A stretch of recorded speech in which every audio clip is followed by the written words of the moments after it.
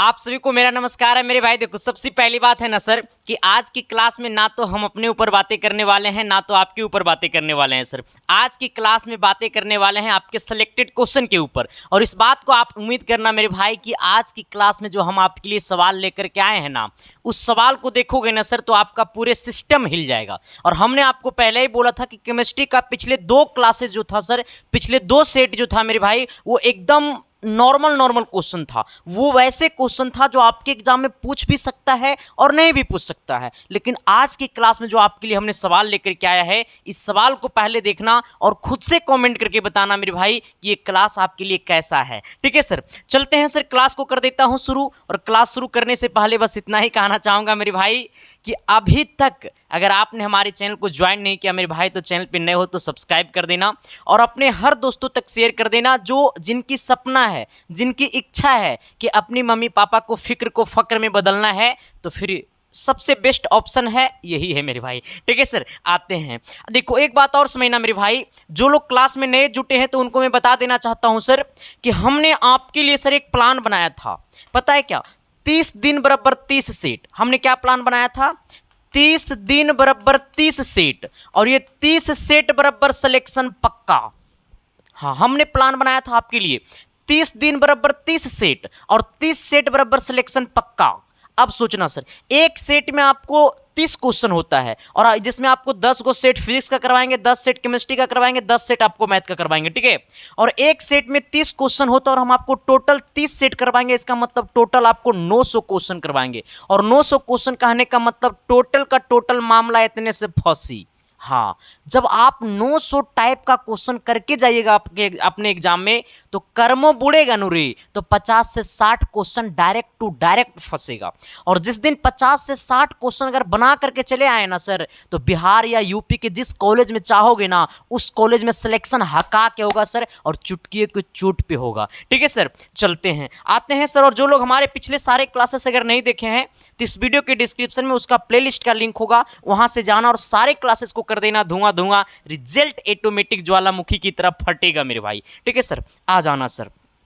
कहता है ना, 1 नंबर सवाल क्या मेरे भाई, जरा गौर करना। शिद्दत से, प्यार से, मोहब्बत से। कहता है परमाणु भार और तुल्यांक भार तथा संयोजकता में क्या संबंध है। अब देखो सर, इस बात को समझना कि परमाणु भार तथा तुल्यांक भार तथा संयोजकता में क्या संबंध है। तो परमाणु भार और तुल्यांक भार और संयोजकता में जो संबंध है मेरे भाई, इस बात को समझना।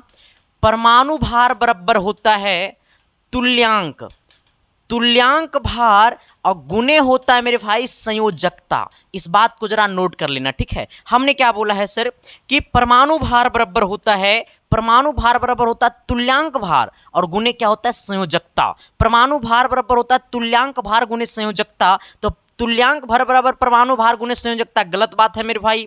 परमाणु भार बराबर तुल्यांक भार गुणे संयोजकता, यानी ऑप्शन नंबर आपका क्या हो जाएगा? बी हो जाएगा। अब सोचना सर, ये हमारा फॉर्मूला बताने का मकसद नहीं है सर। मेरा मकसद है कि जब इस टाइप पे क्वेश्चन आएगा, आपको जब क्वेश्चन केमिस्ट्री में आएगा और परमाणु भार दिया रहेगा, तुल्यांक भार दिया रहेगा, तो आपसे पूछेगा संयोजकता।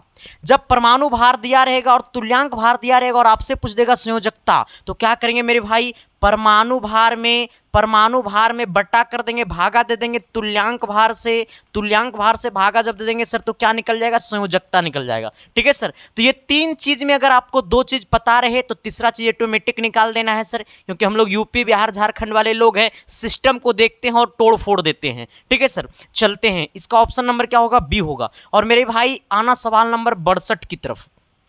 और क्वेश्चन का कमेंट आपको भी करते चलना है सर। और लास्ट में आपको ये बताना है मेरे भाई कि आज के क्लास में ये 30 क्वेश्चन में मेरा 20 क्वेश्चन सही हुआ, 10 क्वेश्चन सही हुआ, 15 क्वेश्चन सही हुआ, ये बताना मत भूलना। तुम खुद को भूल जाना, उनको भूल जाना, उनको मैं तो समझ गया ना, हाँ, लेकिन इस क्वेश्चन का आंसर बताना मत भूलना।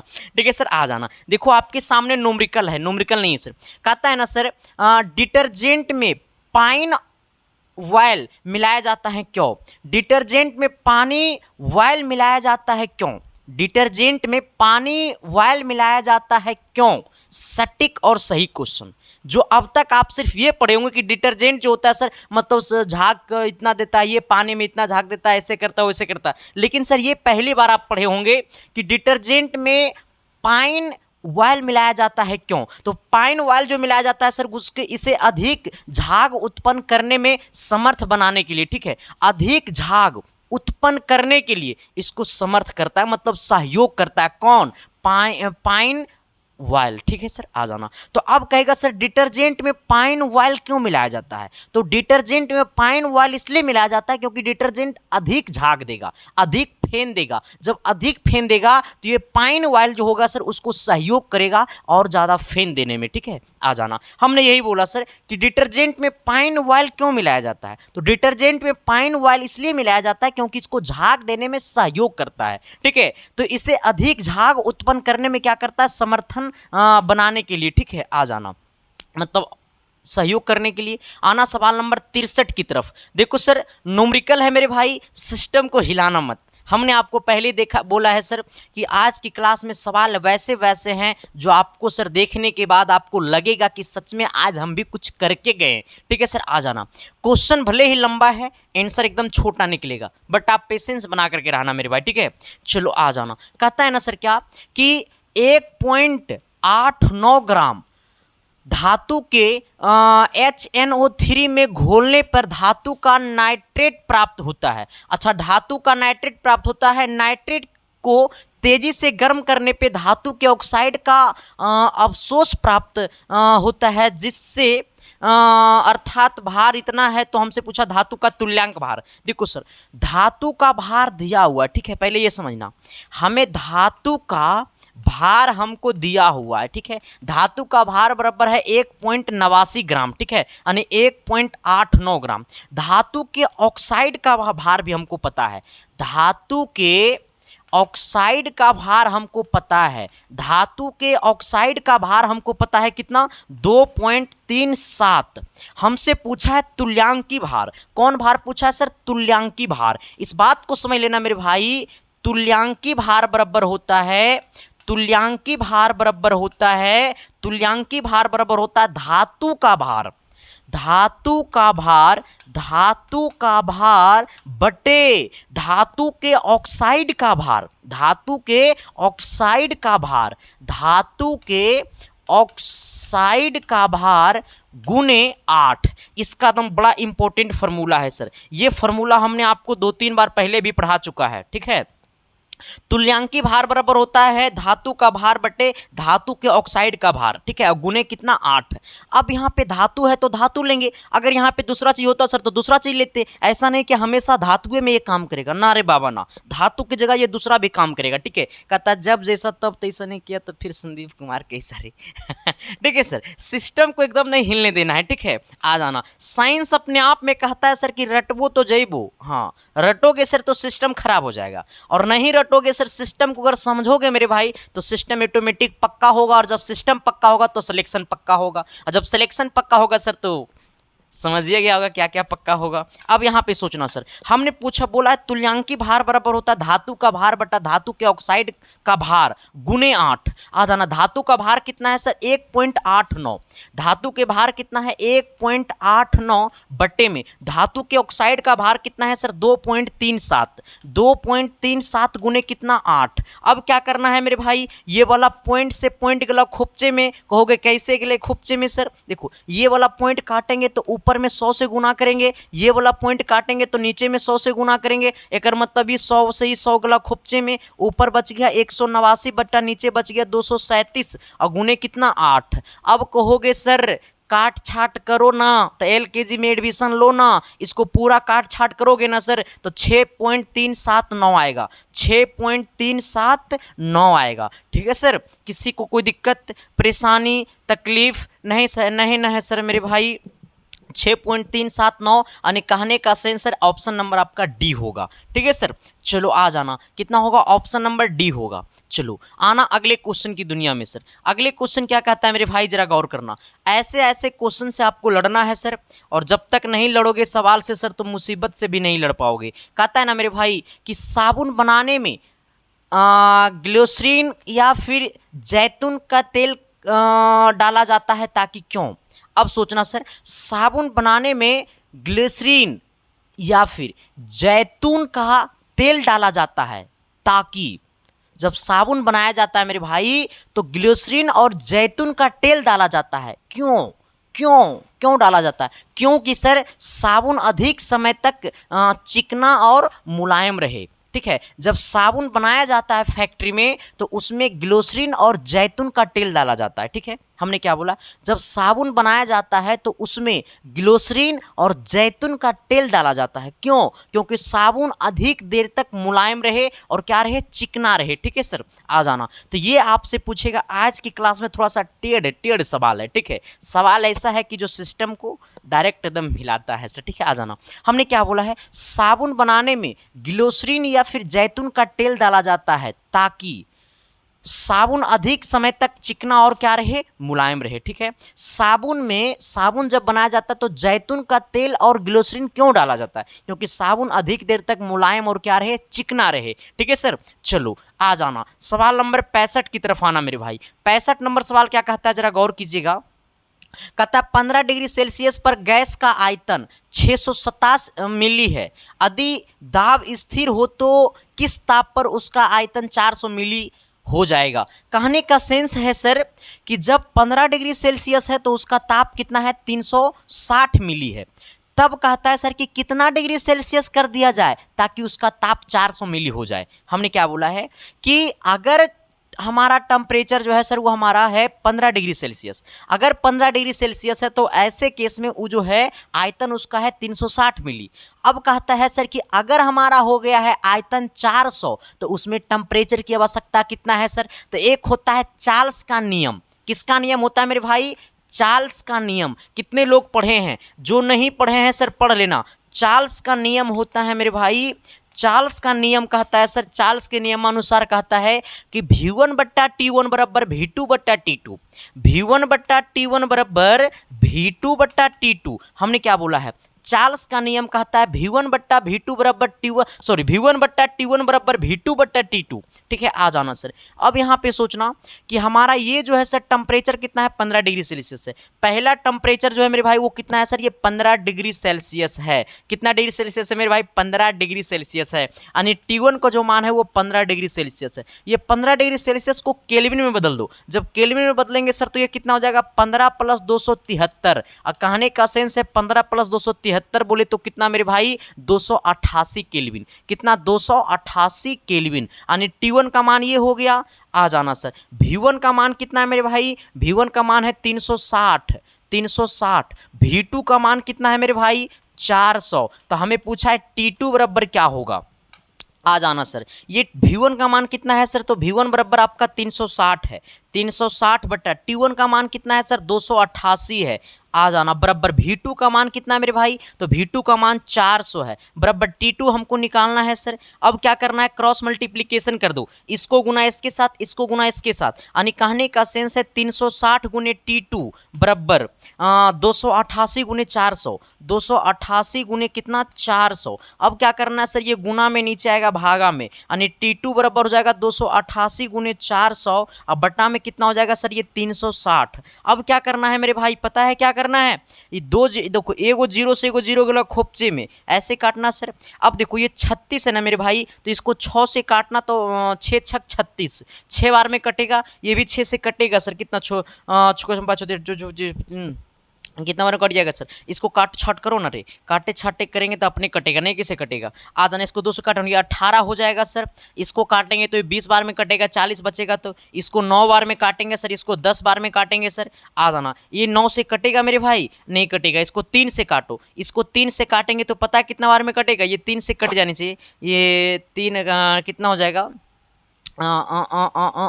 8 तिया 24। ठीक है, 9 तिया 27। हाँ, हमको लग रहा है 18 से कट जाएगा। अच्छा, 9 तिया 27। इसको पहले 3 से काटो सर। तो 9 तिया 27, 9 बार में। आ जाना सर। फिर यहाँ कितना? 3 छक 18, 96 बार में। ठीक है, आ जाना। नीचे कितना बार में कटेगा सर? 3 तिया 9, 3 बार में। ये 3 से तो कट जाएगा डायरेक्ट मेरे भाई। कितना? 3 तिया 9, 3 दूनी 6, 32 बार में। 32 को गुना कर दो 10 से, तो 32 को गुना करेंगे 10 से तो 320 हो जाएगा। अब ये हो गया हमारा 320 केल्विन हो गया। 320 केल्विन। लेकिन आपका ऑप्शन जो है मेरे भाई वो केल्विन में नहीं दे रहा है। हमने पहले टेम्परेचर को केल्विन में बदल दिया। इसका मतलब दूसरा टेम्परेचर ऑटोमेटिक केल्विन में आएगा। क्या हमने सही बोला? नहीं बोला सही मैंने बड़े भाई? मैंने बड़े भाई सही बोला। क्या बोला है सर? कि हमने पहला टेम्परेचर को केल्विन में बदल दिया तो दूसरा टेम्परेचर ऑटोमेटिक केल्विन में आएगा, ऐसे या नो? अब इस केल्विन को बदल देना है किसमें सर? डिग्री सेल्सियस में। तो अब सोचो कि 200 कितना 273 प्लस 273 में कितना जोड़ दे कि 320 हो जाए? 273 में कितना जोड़ दे कि 320 हो जाए? तो आपको 47 को जोड़ना पड़ेगा सर। आ जाना यानी 273 प्लस 47 तो ये हो गया कितना? अब कहने का सेंस है कि 273 केल्विन में बदलने के लिए, और ये कितना हो गया? 47 डिग्री सेल्सियस। यानी कहने का सेंस है मेरा आंसर जो आएगा वो 47 डिग्री सेल्सियस आएगा। सबको बुझाया कि नहीं बुझाया? तो क्या मैंने जो बोला वो चमका न जी? अरे एस या नो तो बोलो न जी। तो अगली सवाल की तरफ तो बढ़ो न जी। अगला सवाल की तरफ बढ़ने से पहले मैं अपने कुछ धंधे की तरफ बातें कर लेता हूं सर। देखो, मैं आपको एक बात और बता देना चाहता हूं सर कि अब आपको किसी कोर्स को खरीदने की जरूरत नहीं है मेरे भाई। देखो सर, अगर आप किसी कोर्स को अगर खरीद रहे हैं तो आप अभी बुड़बक वाला काम कर रहे हैं सर, क्योंकि आपके पास अब उतना टाइम नहीं है कि आप प्रत्येक चैप्टर को पढ़ सके। बस आपके पास उतना टाइम है कि आप प्रत्येक सेलेक्टेड क्वेश्चन को, प्रत्येक चैप्टर वाइज से इंपॉर्टेंट क्वेश्चन को आप पढ़ सकते हैं। चैप्टर का थ्योरी पढ़ने के लिए आपके पास टाइम नहीं है मेरे भाई, ठीक है? आप क्लास 10th में पढ़े होंगे, क्लास 10th में तो पढ़िए करना आए हैं। ऐसा नहीं है कि आप क्लास 10th को पढ़वो नहीं किए, वहाँ आ गए पॉलिटेक्निक एंट्रेंस एग्जाम की तैयारी करने, नहीं ना मेरे भाई। आप अगर क्लास 10th पढ़े हैं, क्लास 10th में थोड़ा सा भी अगर पढ़े होंगे, हमको तो पता है कि बिना चोरी का तुम लोग पास ही नहीं किया होगा कुछ भी तो पढ़ा होगा ना सर। तो बस आपका काम है अभी से कि हमको इंपॉर्टेंट क्वेश्चन को पढ़ना है। नंबर ऑफ क्वेश्चन जितना ज़्यादा करोगे सर, रिजल्ट उतना बेहतर होगा, इस बात को समझ लेना। क्योंकि देखो सर, एज अ टीचर, मैं टीचर हूँ मेरे भाई, और मैं आपको बता रहा हूँ कि कोर्स नहीं खरीदो, इसका मतलब ये सही बात है, क्योंकि तुम कोर्स खरीदोगे मेरा तो मुझे पैसा आएगा, अच्छी बात है मेरे लिए, है ना सर? आ जाना। तो आपको भी कोर्स नहीं खरीदना है सर, आपको इंपॉर्टेंट क्वेश्चन करना है, जो कि सर हम आपको प्रत्येक चैप्टर वाइज को यूट्यूब पे करवा रहे हैं सर, शाम को 6 बजे और सुबह को 10 बजे तो क्लास ले ही रहे हैं, आपको पता ही है सर। अब एक बात, मेरी बात को सुनना, आपके पास इंपॉर्टेंट क्वेश्चन करने के लिए टाइम है, तो सर हम आपके लिए लेकर के आए सर ये 1200 सिलेक्टेड गेस क्वेश्चन, जहां से सर मैं आपको बता देता हूं, ये 1200 सिलेक्टेड कहने का मतलब है सर कि हमने 12 दिन से प्लस रात दिन जग करके इस सिलेक्टेड क्वेश्चन को हमने बनाया।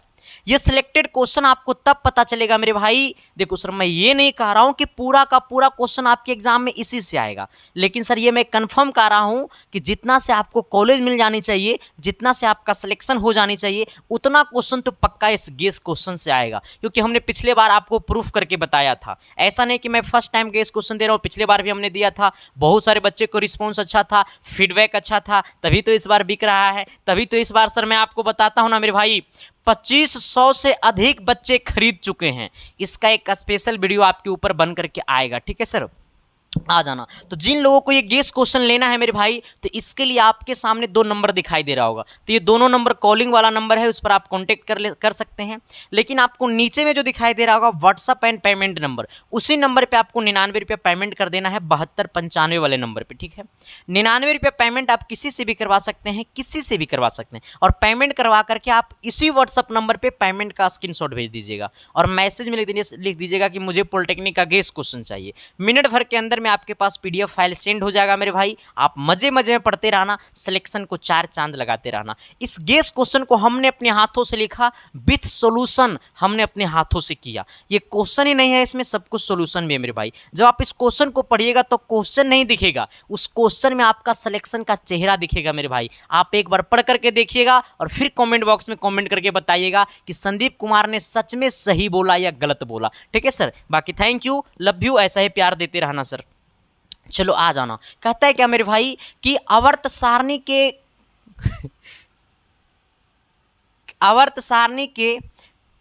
काले के साथ निम्नलिखित गुणों में कौन सा गुण नियमित रूप से बढ़ता है? अच्छा, कहता है क्या सर कि आवर्त सारणी के साथ निम्नलिखित में कौन सा गुण बढ़ता है? काला नहीं होगा सर, इसको काट देना, ठीक है? आवर्त सारणी के साथ निम्नलिखित में कौन सा गुण नियमित रूप से बढ़ता है? तो कौन सा गुण नियमित रूप से बढ़ता है सर? तो ये जो होता है वो ऋण विद्युत्या, ठीक है सर? आ जाना। ऋण मतलब ऋणात्मक, विद्युत्या, ठीक है? आ जाना। ऑप्शन नंबर आपका डी होगा, ठीक है? चलो आना सवाल नंबर कितना सर? 67 की तरफ। 67 नंबर का आता है C3। C3H7 और OH का IUPAC नेम क्या होगा? देखो सर, हमें इसका IUPAC नेम बताना है। जैसे हमको दिखाई दिया OH और OH दिखाई दिया, इसका मतलब वो एल्कोहल का ग्रुप है, ठीक है। जैसे दिखाई दिया OH और OH का मतलब एल्कोहल का ग्रुप है, और एल्कोहल बोले तो दारू ठीक है सर, आ जाना। OH दिखाई दिया मतलब एल्कोहल का ग्रुप है, तो आँख मूंद दो और तुम पहले ये देखो कि कार्बन कई गो है, तो कार्बन 3 गो है, तो 3 कार्बन में क्या होता है, 1 में मेथ, 2 में एथ, 3 में प्रोप। 3 कार्बन में क्या होता है मेरे भाई, प्रोप होता है, ठीक है। आ जाना। अब सोचना सर, 3 में प्रोप होता है और हमें क्या है सर, ये प्रोपेन है, गलत बात है। एल्कोहल तो प्रोपेनॉल होगा, क्या होगा मेरे भाई, प्रोपेनॉल होगा। ये प्रोपेन नहीं होगा सर, ये हमारा इस ग्रुप का हो गया, ये हमारा एल्केन ग्रुप का हो गया, ये एल्केन ग्रुप का IUPAC नेम है। ये हमारा एल्कोहल ग्रुप का IUPAC नेम है। ये हमारा ये एसिडिक अम्ल के एसिटिक एसिड के ग्रुप का ये IUPAC नेम है। लेकिन हमको तो OH दिखाई दिया, तो OH का मतलब एल्कोहल हुआ, एल्कोहल का मतलब ethanol, methanol, propanol, butanol, hexanol, octanol, उस प्रकार से मतलब एल्कोहल ग्रुप मतलब OH लगा रहेगा, OH लगा रहेगा, एल्कोहल ग्रुप बोल देंगे। एल्कोहल ग्रुप में OL लगा करके हम इसको क्या करते हैं, इंडिकेट करते हैं सर, ठीक है। आ जाना। तो ये हमारा क्या होगा, प्रोपेनॉल ग्रुप होगा, क्या होगा, ऑप्शन नंबर आपका बी होगा, ठीक है सर। चलो आ जाना सवाल नंबर 68 की तरफ। कहता है निम्न में से त्रिबंध वाला यौगिक कौन सा है?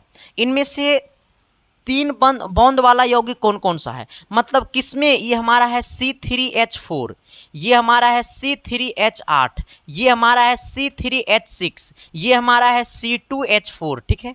आ जाना। इसमें से किसमें ट्रिपल बॉन्ड बनाएगा? अब सोचो सर, यहाँ पे थोड़ा सा मेरे साथ आना।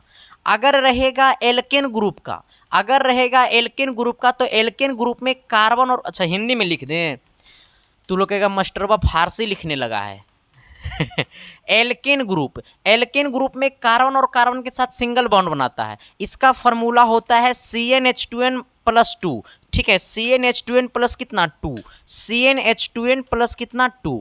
एक होता है मेरे भाई एल्किन ग्रुप में कार्बन और कार्बन के साथ डबल बॉन्ड बनाता है, जिसका फॉर्मूला होता है CnH2n, ठीक है। आ जाना।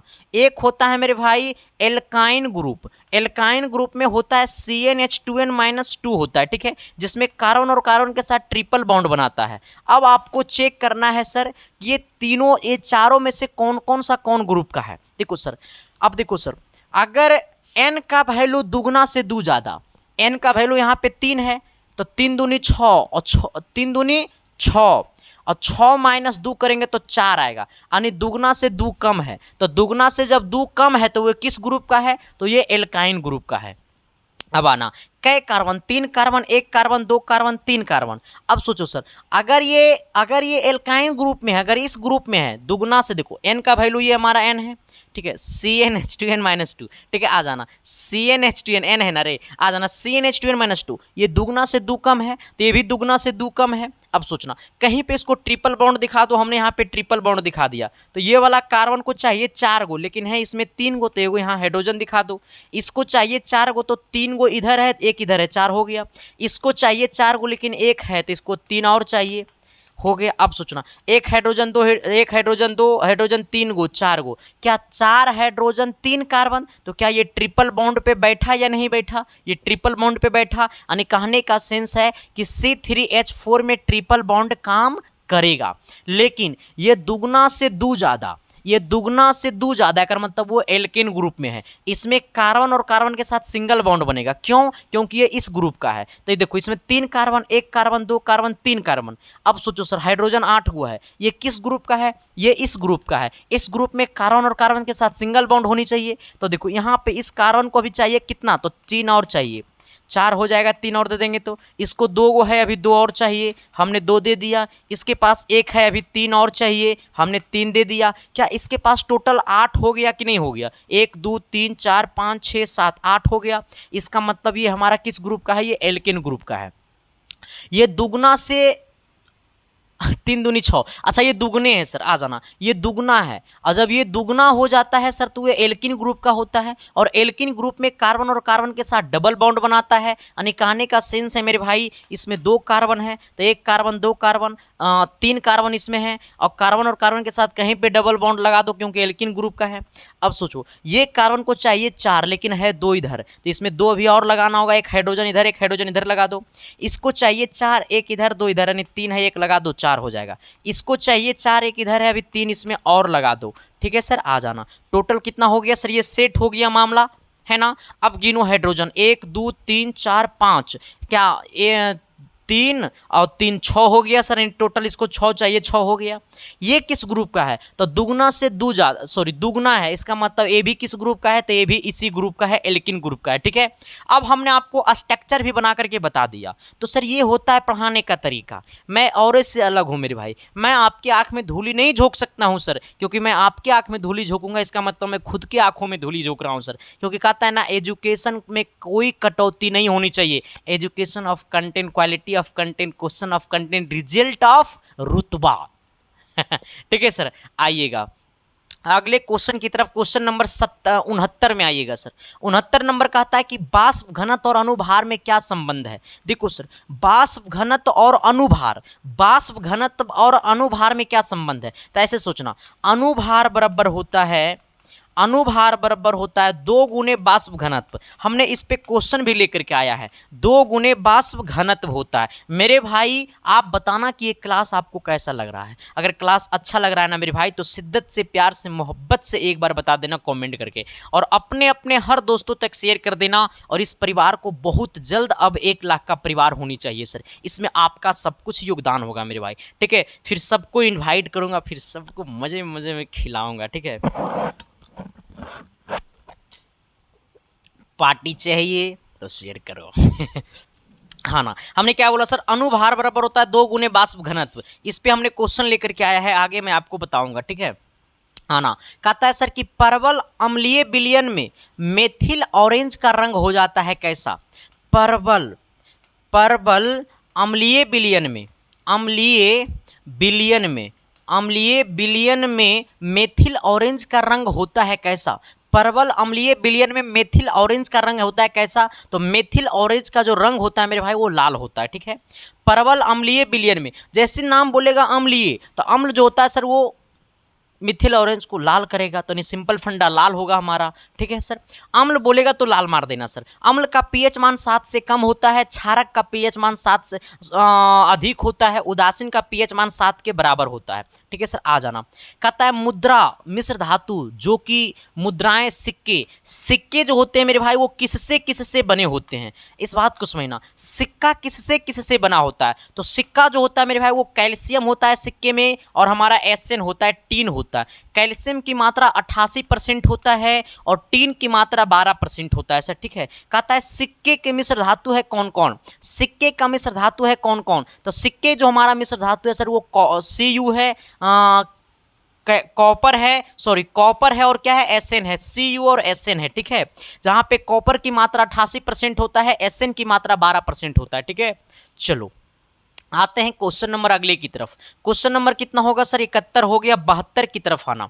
सवाल नंबर 72 क्या कहता है, कहता है बिल्डिंग में निम्न में कौन सी गैस प्रयोग की जाती है। हम जब बिल्डिंग करते हैं सर तो बिल्डिंग में ना गैस की प्रयोग की जाती है, तो वो बिल्डिंग करते समय कौन सी गैस की प्रयोग की जाती है, वही तो आपको बताना है सर, वही तो मैं पूछ रहा था आपसे मेरे भाई। आना, बिल्डिंग, जैसे नाम बोलेगा बिल्डिंग, नाम बोलेगा बिल्डिंग, नाम बोलेगा बिल्डिंग, तो बिल्डिंग बोलेगा तो एसिटिलीन मारना। ठीक है, बिल्डिंग बोलेगा तो एसिटिलीन मारना। ठीक है, हमसे पूछा बिल्डिंग निम्न में कौन सी गैस प्रयोग की जाती है, तो बिल्डिंग में जो होता है मेरे भाई वो एसिटिलीन गैस प्रयोग की जाती है, यानी ऑप्शन नंबर आपका डी होगा। ठीक है सर, चलो आना सवाल नंबर कितना सर, 73 की तरफ। कहता है ना सर कि जब एसिटिलीन की क्रिया HCl के साथ होती है तो निम्न में से क्या बनाएगी। जब एसिटिलीन की क्रिया, जब एसिटिलीन की क्रिया HCl के साथ होगा, जब एसिटिलीन की क्रिया HCl के साथ होगा, यानी कहने का सेंस है CH डबल बॉन्ड CH। अब इसमें HCl के साथ क्रिया होगा मेरे भाई, तब क्या बनाएगा। ठीक है सर, तब बनाता है sir CH2 triple bond CHCl3, ठीक है, CH2 ट्रिपल बॉन्ड CHCl, ठीक है। अब सोचना इसमें अब क्या करेंगे सर कि इसमें अब क्या करेंगे कि HCl को जोड़ेंगे। जब ये इसमें CH2 और ट्रिपल बॉन्ड CHCl में जोड़ेंगे HCl को, जैसे HCl को इसमें जोड़ेंगे मेरे भाई तब बनाएगा CH3CHCl2, CH3CHCl, CH3CHCl2, CH3CHCl2, CH3CHCl3 होगा सर, 2 नहीं होगा, CH3 होगा, ठीक है। आ जाना, किसी को समझ में आया ये समीकरण? आम इमली बक करके चल गया, मास्टर बुझे भी नहीं किया रही।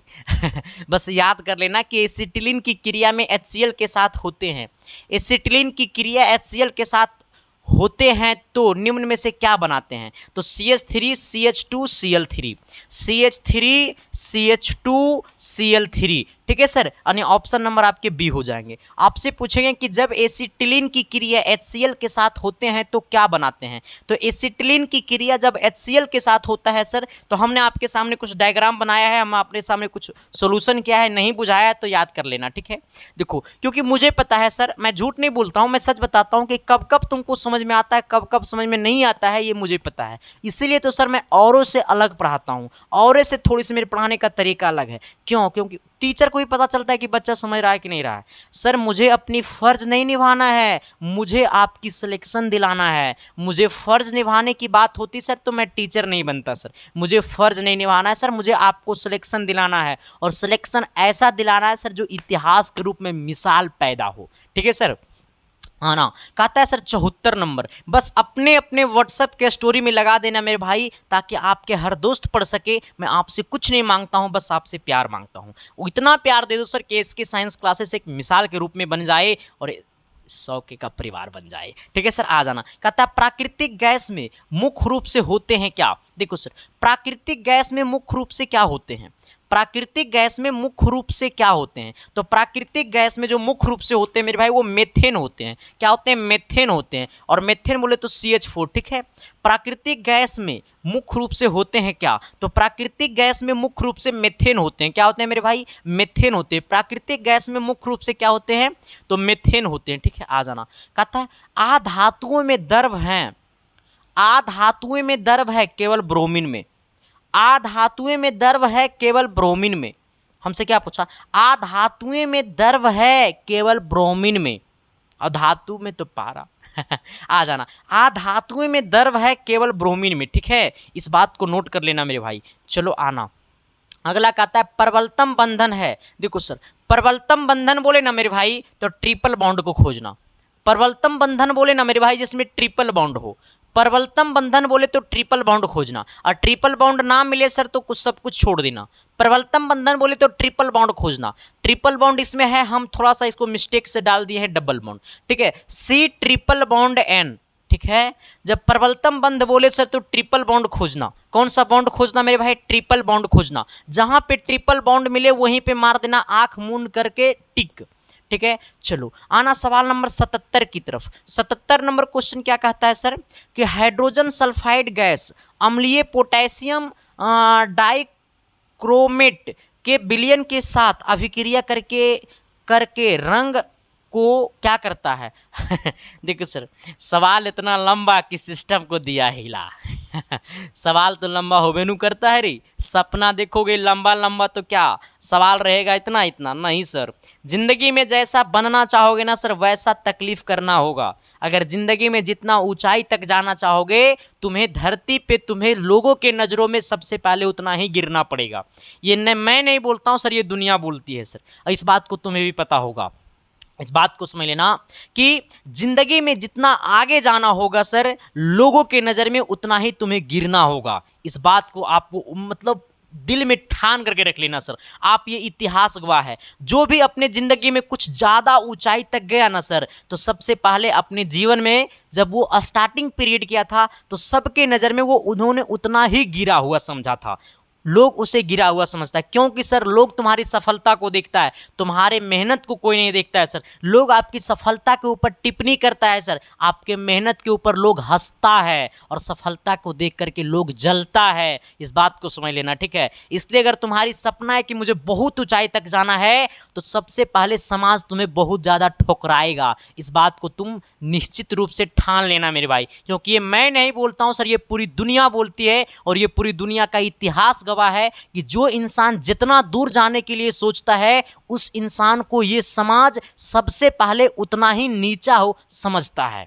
तो आपको भी समाज नीचा समझेगा, बेकार समझेगा, निकम्मा समझेगा, लेकिन सर आपको हार नहीं मानना है, अपनी मंजिल को पा करके रहना है सर। अगर हार मान लियो सर तो जिंदगी जीने से कोई फायदा नहीं है। कहता है वो जिंदगी कैसा रे जिसमें मुसीबत ना आए, वो इंसान कैसा रे जिसके दुख और तकलीफ ना आए। फिर कहता है वो जानवर कैसा रे जो जानवर को भेष ना बताए। अरे इन सब अपना अपना जाति का होता है सर, अपने अपने सब में लक्षण होते हैं। जानवर के नज़र में तुम बुरे हो और तुम्हारे नज़र में जानवर बुरे होते हैं। तो सर सबका अपना अपना पेशा है, सबका अपना अपना काम है, सब अपने अपने जगह राजा होते हैं मेरे भाई, ठीक है। तो तुम्हें भी सोचना है और कुछ करने के जज्बा नहीं, जुनून नहीं, करके दिखाना है, ठीक है सर। चलो आना सर, हम कहते हैं ना कि कल वो कर जाऊंगा, लेकिन करते तो नहीं ना है सर। मैं कहता हूं सर कि हाइड्रोजन सल्फाइड गैस अम्लीय पोटेशियम डाइक्रोमेट के विलयन के साथ अभिक्रिया करके विलयन का रंग क्या करता है। देखो हाइड्रोजन सल्फाइड गैस पोटेशियम डाइक्लोरोमेट के साथ जब अभिक्रिया करेगा सर तो विलयन का जो रंग होगा वो हरा कर देती है। हमने क्या बोला है कि हाइड्रोजन सल्फाइड गैस अम्लीय पोटेशियम डाइक्लोरोमेट के साथ जब अभिक्रिया करेगा सर तो विलयन का जो रंग है वो क्या कर देगा, हरा कर देगा। कौन? हाइड्रोजन सल्फाइड किसके साथ अभिक्रिया करेगा, तो अम्लीय पोटेशियम के साथ अभिक्रिया करेगा तो विलयन का रंग कैसा कर देगा सर, तो ये विलयन का रंग हरा कर देती है। कैसा कर देती है मेरे भाई, हरा कर देती है, ठीक है। चलो आना, हमने क्या बोला सर, सवाल नंबर 78 की तरफ आना। कहता है आधुनिक आवर्त सारणी में तत्वों को रखा गया है कहाँ। अच्छा, हमारे आवर्त सारणी है, मेंडलीफ की आवर्त सारणी जो था सर वो परमाणु द्रव्यमान पे था। आधुनिक आवर्त सारणी जो है मेरे भाई वो हमारा परमाणु संख्या पे है। देखो मेंडलीफ जी ने क्या किए थे कि पीरियोडिक टेबल को परमाणु द्रव्यमान के अनुसार बैठाए थे। तो जब परमाणु द्रव्यमान के अनुसार बैठाए थे तो अक्रिय गैस की खोज उस टाइम मतलब ना के बराबर हुआ था, मतलब वो पीरियोडिक टेबल अधूरा रह गया क्योंकि कुछ दूर तक सक्सेस हुआ। इसीलिए आज भी आप देखिएगा सर तो एटॉमिक मास जो होता है, परमाणु द्रव्यमान जो होता है वो परमाणु संख्या के दुगना होता है। इस बात को समझिएगा, अगर किसी तत्व की परमाणु संख्या इवेन नंबर है, विषम संख्या सम संख्या है तो उसका परमाणु भार जो होगा वो दुगना होगा। अगर किसी एलिमेंट का, किसी तत्व का परमाणु संख्या ऑड नंबर है, विषम संख्या है, तो उसका परमाणु भार दुगना से एक ज़्यादा होगा। अभी भी कुछ तत्वों तक मैच करता है, लेकिन सर आधुनिक जी ने आया और उस पीरियोडिक टेबल को परमाणु संख्या के बढ़ते क्रम में सजा दिया तो पूरा सिस्टम में खेला हो गया, यानी परमाणु क्रमांक के बढ़ते क्रम में, ठीक है। चलो आना सवाल नंबर कितना की तरफ सर, सवाल नंबर हमको आते हैं 79 की तरफ, ठीक है। आइएगा, क्या कहता है सर, क्या कहता है एथिलीन जब पोटेशियम परमैंगनेट के तनु क्षारीय विलयन के साथ अभिक्रिया करती है तो बनाती है क्या। एथिलीन जब पोटेशियम परमैंगनेट के तनु क्षारीय विलयन के साथ अभिक्रिया करती है तो क्या बनाती है। एथिलीन जब पोटेशियम परमैंगनेट के तनु क्षारीय विलयन के साथ अभिक्रिया करती है तो क्या बनाती है। जरा कमेंट करके बताना मेरे भाई, जरा शिद्दत से, प्यार से, मोहब्बत से बताना मेरे भाई। एथिलीन, हाँ आ जाना सर, गाइक्लोरो, ठीक है। आना ऑप्शन नंबर क्या होगा, सी होगा। अगले की तरफ आना सर, सवाल नंबर 80 की तरफ आना। 80 में मामला फंसी, लेकिन हम फंसने नहीं देंगे। कहता है क्या सर कि एसटीपी पे 222.4 लीटर SO2 का भार क्या होगा। SO2 का भार क्या होगा, S बोले तो 16 सल्फर, तो परमाणु भार कितना हो जाएगा, 16 दूनी 32। अरे भाई 16 होता है सल्फर तो परमाणु भार कितना हो जाएगा, नहीं समझा, 1 hydrogen, 2 helium, 3 lithium, 4 beryllium, 5 boron, 6 carbon, 7 nitrogen, 8 oxygen, 9 fluorine, 10 neon, 11 sodium, 12 magnesium, 13 aluminium, 14 silicon, 15 phosphorus, 16 sulphur. 16 में सल्फर तो इसका परमाणु संख्या 16 तो परमाणु भार हो जाएगा 32। ऑक्सीजन का होता है 8 नंबर में परमाणु संख्या तो इसका परमाणु भार हो जाएगा 8 दूनी 16 और 16 हो जाएगा इसका परमाणु भार, लेकिन है 2 गुना में तो 16 में 2 जोड़ गुना कर देंगे सर, ये हो जाएगा 32 प्लस 32। अब 32 और 32 बोले तो हो जाते हैं 64 और 64 बोले तो ऑप्शन नंबर डी। जरा तुम हंसकर बोलो ना मुझे भी प्यार हो जाए। आना सवाल नंबर कितना आना सर, 81 की तरफ आना। 81 नंबर क्वेश्चन देखना मेरे भाई, जरा गौर से देखना। ठीक है, कहते हैं कौन सी विशेषता विद्युत संयोजी यौगिकों में नहीं पाई जाती है। कौन सी विशेषता जो है सर वो विद्युत संयोजी यौगिकों में नहीं पाई जाती है। आ जाना सर, बड़ा सटीक और सही क्वेश्चन है सर। इसमें कौन सी विशेषता जो नहीं पाई जाती है। आना कहता है इनके गलनांक और क्वथनांक अधिक होते हैं। गलत बात, विद्युत संयोजकता में ये विशेषता नहीं पाई जाती है सर। ठीक है, ये ध्रुवीय यौगिक होते हैं। सही बात, जल में विलय होते हैं, विद्युत संयोजी जल में विलय होते हैं। सही बात, विद्युत के कुचालक होते हैं। सही बात, कहता है संयोजकता जो होता है मेरे भाई वो विद्युत के क्या होते हैं, कुचालक होते हैं। कुचालक होते हैं लेकिन कुचालक नहीं होते हैं। कुचालक नहीं होते मेरे भाई, सुचालक होते हैं। लेकिन यहाँ पे बोल दिया कि विद्युत के कुचालक होते नहीं। संयोजकता जो होता है मेरे भाई वो विद्युत का सुचालक होता है। लेकिन हमसे पूछा है कि कौन नहीं है, तो ये वाला नहीं होगा, क्योंकि कुचालक नहीं सुचालक होता है मेरे भाई। आ जाना, अगला कहता है कि एक हाइड्रोजन परमाणु में चौथी कक्षा की त्रिज्या दूसरी कक्षा की त्रिज्या की अपेक्षा कितने गुना होगी। सर ये यूनिक क्वेश्चन है। ये क्वेश्चन में मेरे भाई अपने आप को परख लेना। कहता है ना कि छूने की क्षमता है आसमान को तो जमीन को मत निहारना। अगर छूने की क्षमता है आसमान को तो जमीन को मत निहारना। अगर प्यार करने की क्षमता है तुम में तो किताबों से कर लो, ये कभी धोखा नहीं देगा मेरे भाई। ठीक है सर, आ जाना। देखो ये क्या होता है ना सर कि R1 is directly proportional to N square. ठीक है, ये फॉर्मूला होता है। Rn is directly proportional to N square. ऐसे नहीं समझा तो हमारे भाषा में समझना। देखो कहता है हाइड्रोजन परमाणु के चौथी गुना यानी पहला R4 का स्क्वायर बट्टा में, फिर कहता है सर कि त्रिज्या की अपेक्षा 2 गुना, कितने दूसरी गुना, तो दूसरी गुना कहे तो R2 का स्क्वायर यानी ये हो जाएगा 4 का स्क्वायर, ये हो जाएगा 2 का स्क्वायर। 4 का स्क्वायर बोले तो 16, 2 का स्क्वायर बोले तो 4, ये हो जाएगा 4 चौक 16 यानी कितना बार में जाएगा, 4 बार में खोपचे में जाएगा। ऑप्शन नंबर क्या हो जाएगा, बी हो जाएगा। जब भी क्वेश्चन की क्वालिटी ऐसा हो तो इस फॉर्मूला को लगा देना, बाकी सब कुछ मेरे ऊपर छोड़ देना, मैं आपको सब कुछ सोल्यूशन कर दूंगा। ठीक है, आना सवाल नंबर कितना 83 की तरफ। कहता है एक यौगिक का अनुभार 98 है तो उस यौगिक के वाष्प घनत्व क्या होगा। अभी जस्ट हमने आपको पढ़ाया है सर कि अनुभार बराबर होता है 2 गुने वाष्प घनत्व। 2 गुने वाष्प घनत्व। अनुभार कितना दिया हुआ है सर, अनुभार दिया हुआ 98, तो 2 गुने वाष्प घनत्व। वाष्प घनत्व कितना है मेरे भाई, वाष्प घनत्व है मेरे भाई यहाँ ना, इस 2 गुना में नीचे आएगा भागा में 98/2 बोले मेरे भाई तो 49 बार में जैथी खोपचे में, यानी कहने का सेंस है वाष्प घनत्व कितना हो गया मेरे भाई, वाष्प घनत्व हो गया 49, यानी हमारा 49 क्या हो गया, आंसर हो गया। और आंसर बोले तो ऑप्शन नंबर बी हो गया। सबको बुझाया कि नहीं बुझाया? अगर बुझाया तो सर एक बार कमेंट कर देना, नहीं बुझाया तब वो कमेंट कर देना।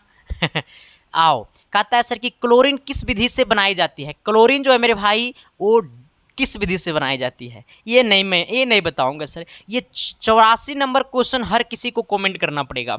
जो नहीं कमेंट करेगा नौकर शादी न होगा, और जो सही और सटीक कमेंट करेगा ना मेरे भाई पक्का अपना साली से शादी करा देंगे। अब सब कोई करेगा। चलो सर आ जाना। अगला कहता है 85 नंबर कि एलपीजी का मुख्य घटक क्या है। एलपीजी का मुख्य घटक क्या है, ब्यूटेन तथा आइसोब्यूटेन।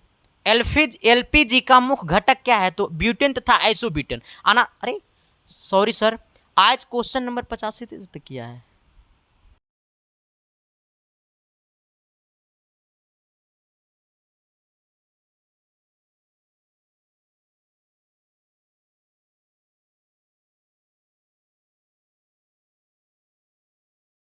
सॉरी मेरे भाई माफ करना, आज तक का जो है वो 85 तक ही क्वेश्चन रहेगा।